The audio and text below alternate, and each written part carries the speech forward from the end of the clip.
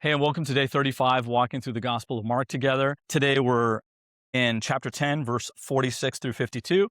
And this is Jesus encounters a man who's blind, whose name is Bartimaeus, outside the city of Jericho. And now Jesus is making his way slowly.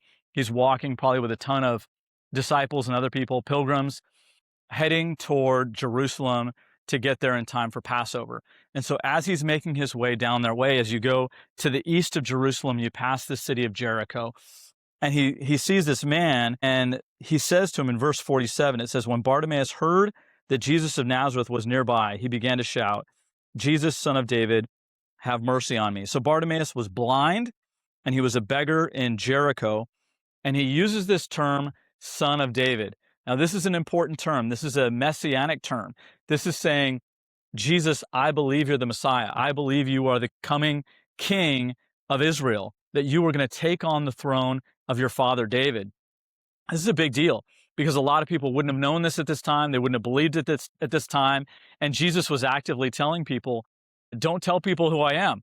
So this blind beggar knew who Jesus was. And this is a clear mechanism that Mark is using here. He's showing this man who's physically blind, but he has the spiritual sight to realize the identity of Jesus. And so he calls out to Jesus, and Jesus says to him in verse 51, what do you want me to do for you?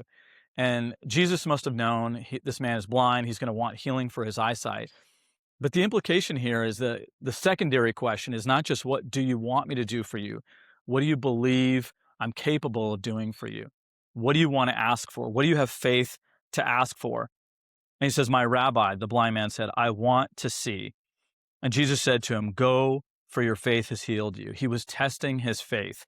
But there was something else at play here as well. Bartimaeus was healed of his blindness in that moment. But he uses a term in verse 51. He says, my rabbi. And the word here is Rabboni. It's only used twice in the entirety of the New Testament. Rabboni, which means my master. The other place that it's used is when Mary Magdalene sees the resurrected Christ in the garden. She says, Rabboni, my master. The question here is, for this man, he wasn't just the son of David. He wasn't just the Messiah. He wasn't just the king. He wasn't just a master or teacher. He was my master.